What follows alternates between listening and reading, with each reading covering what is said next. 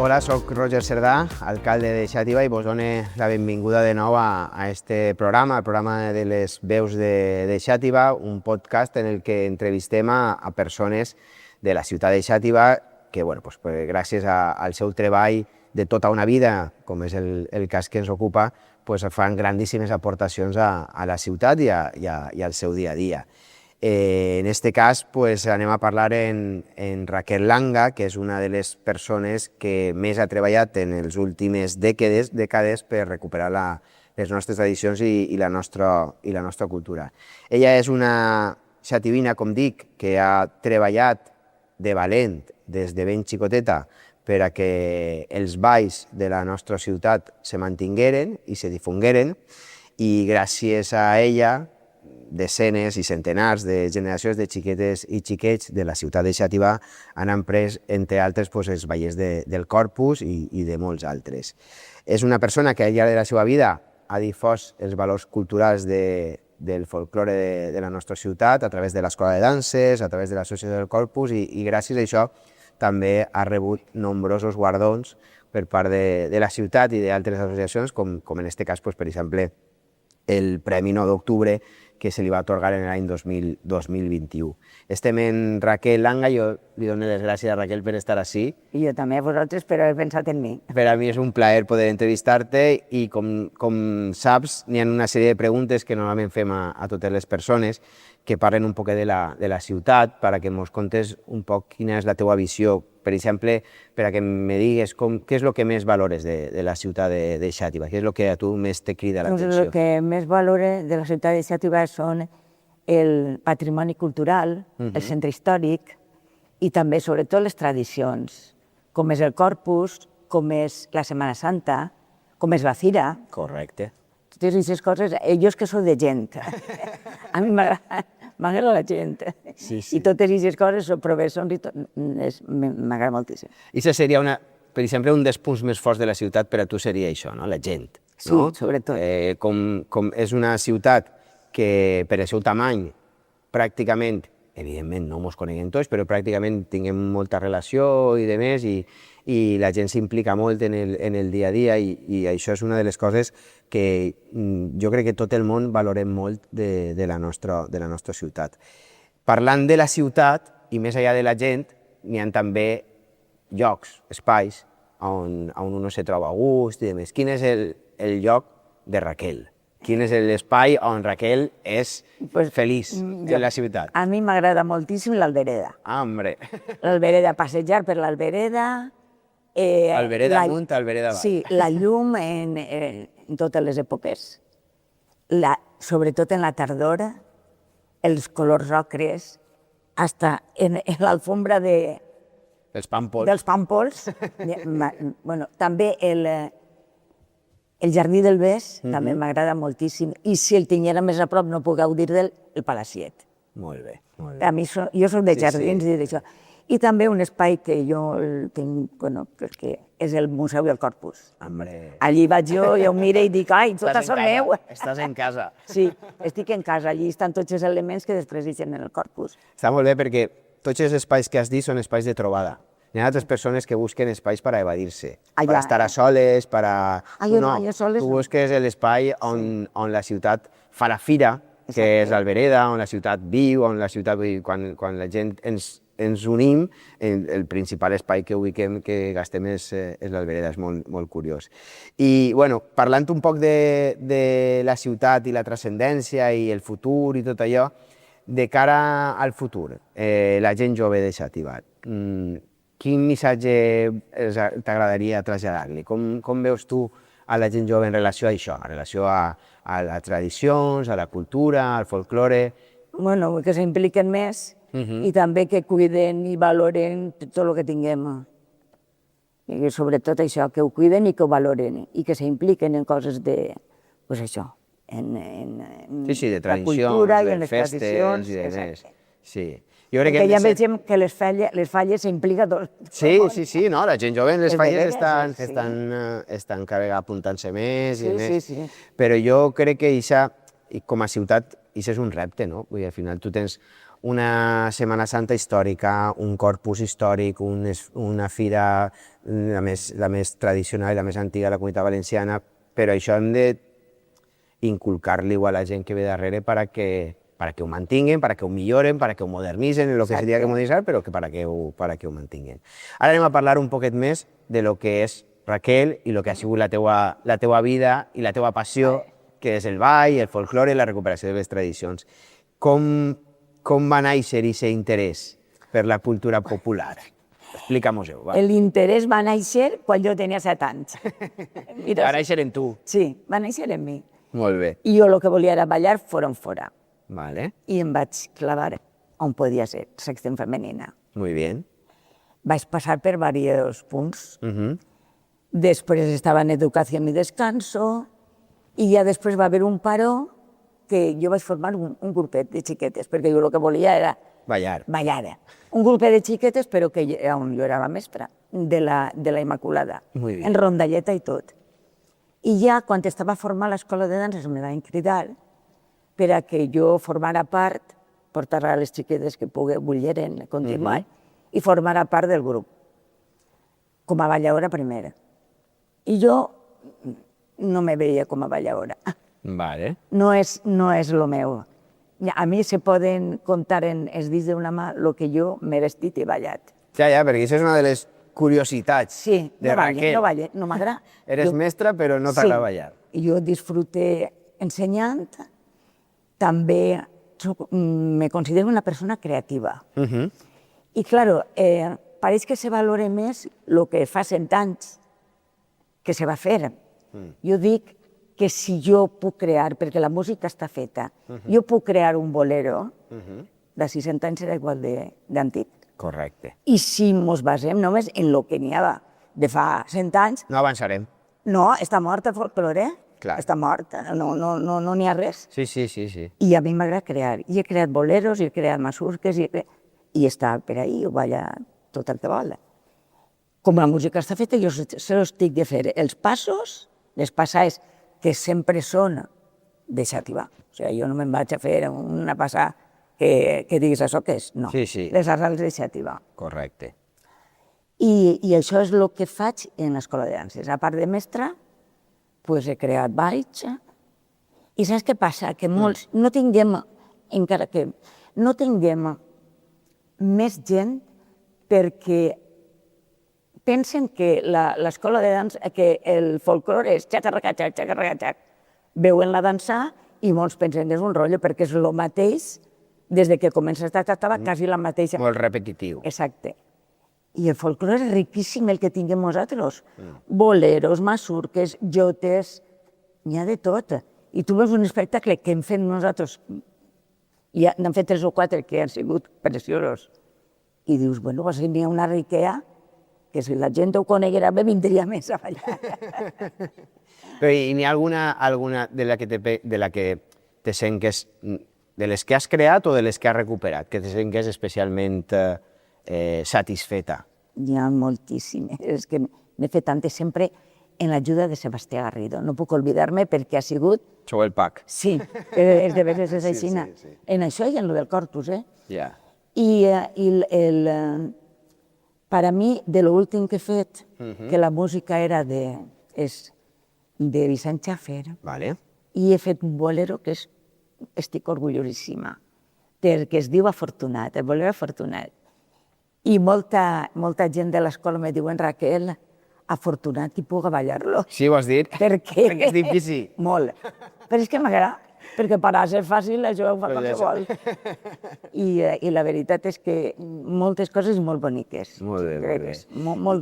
I jo sempre he tingut la curiositat perquè al final, per les teues mans, han passat, com deia jo al principi, generacions i generacions de xiquets i xiquetes de les escoles de tota la ciutat, fent principalment els ballers del corpus i demés. Com és per a tu i què significa per a tu això? Veure que tota aquesta gent que ha passat per les teues mans i que després te trobes pel carrer pues, pràcticament tots els dies, suposo que això serà pues, un motiu d'orgull, d'alegria, però què significa per a tu veure tota aquesta gent que ha passat per les teues mans i que ha després a ballar gràcies a tu? Sí, això del Corpus és que és també, bueno, perquè vam començar perquè el Corpus també, ahir no hi havia res, Se moria. Se moria. Quan jo, i bueno, Sebastián i jo, vam pensar, a veure, què fem per això? No eixien xiquetes de comunió perquè se n'anaven a la playa, se n'anaven a calor, i així eren els gegants i poc més. Sí. I vam pensar, bueno, pues, i si fem alguna danseta, impliquem els col·legis i aniran a veure els pares, els tios, els abuelos, els germans, i anirà més gent. I vam començar així, cada any una danseta o dos. Claro, jo l'any passat, per exemple, i fa 2 anys, vaig ensenyar a 170 xiquets. 170? 170. En 3 mesos. Ja. Totes les dies a un col·legi, a 2 o a 3. 170, mira, si me coneix. Sí, clar, 170 per any. Claro, a tu te donen els xiquets, que n'hi ha a vegades plors perquè volen eixir més, i te donen els xiquets, això tens que ensenyar, Raquel. Moltes vegades dic, ai, que no puc, no puc, però ixen, però ixen, dignament, perquè si no n'eixirien, també t'ho dic, No. Dignament, les dansetes ixen molt bé. I veus, claro, per a mi això és un orgull veure que a poc a poc van ensenyant-se i al final dius, mira, el que he aconseguit. No, i sobretot perquè jo crec que el nivell d'exigència, jo crec que una de les coses que jo he vist en el teu treball és que eres capaç de tindre un nivell d'exigència alt, alt perquè és així, perquè jo ho sé perfectíssimament, però que la gent arriba sense massa problema. Evidentment, hi haurà gent que li costa molt més o molt menys. Clar, això fa que al final el resultat siga una posada en escena, una presentació, una processó, la processó cívica del Corpus, que cada vegada té més nivell. Sí, i podria tindre més, perquè podríem fer més dansetes, però, claro, mos passaríem per...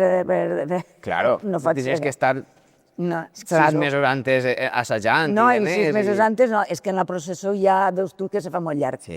Al final ja mos enjuntem tots i ja que parar i això tampoc. Però ahir jo crec que la recuperació de totes les dansades i de tots els elements del Corpus, bueno, ha sigut un encert i sobretot ha fet que el Corpus de Xàtiva torni a ser un referent.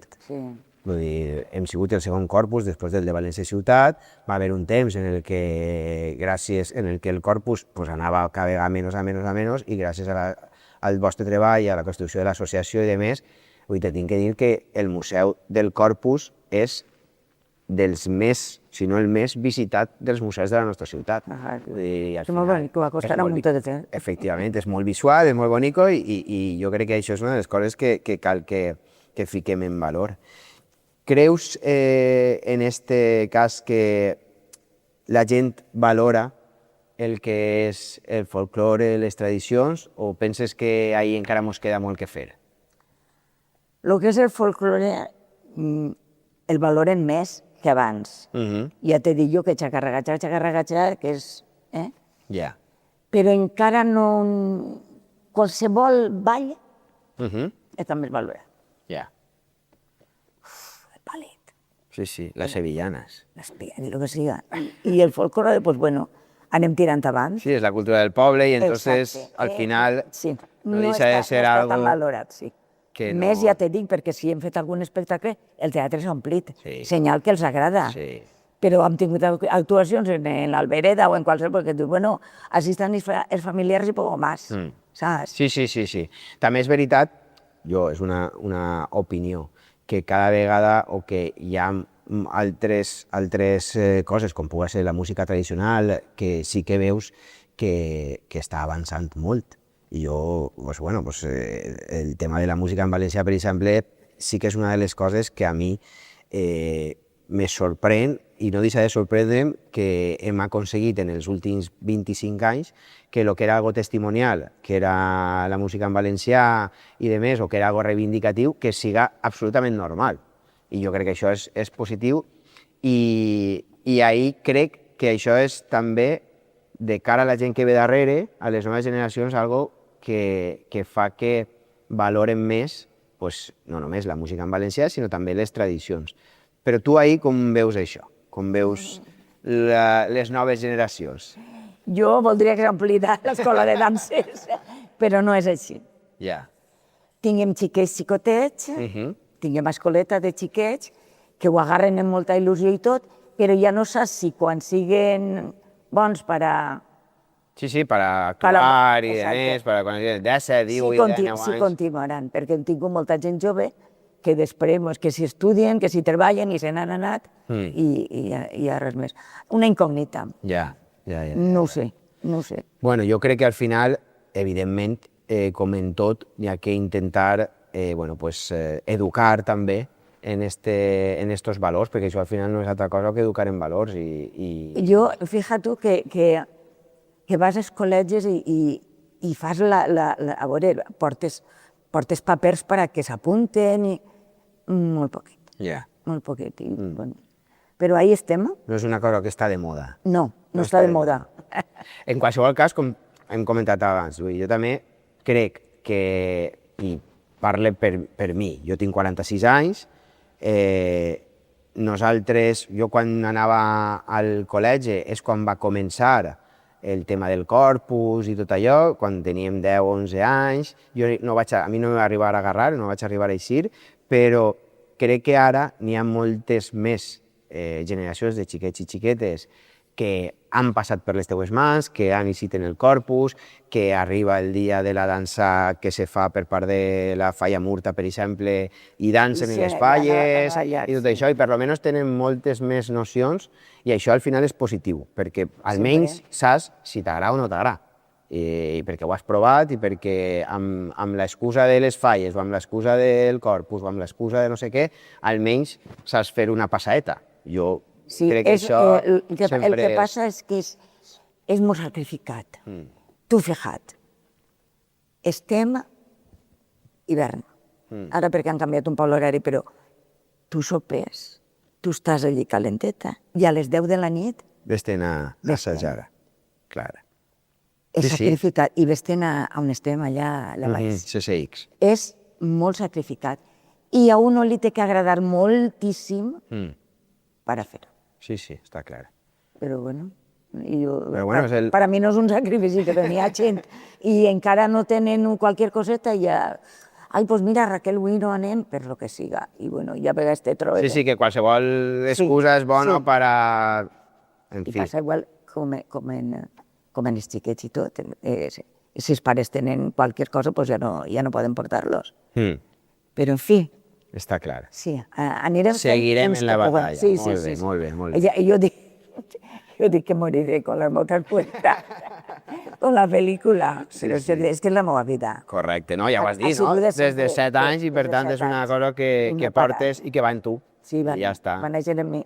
Molt bé, perfecte. Una cosa que en la meva família no ballava ningú. No hi ha ningú que ballara abans. Abans ningú, però bueno, vaig treure jo tot. Després les teves filles sí que han agarrat el testimoni. Sí, elles sí. Molt bé. Elles sí, el meu gendre també, o sigui que...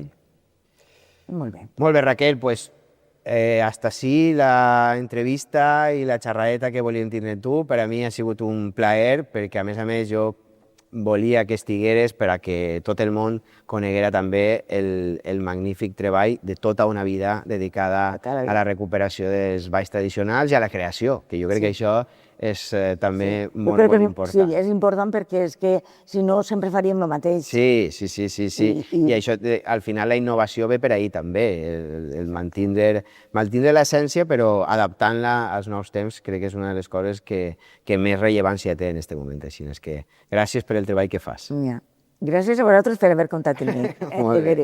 Moltíssimes gràcies i res, fins així este programa de les veus de Xàtiva.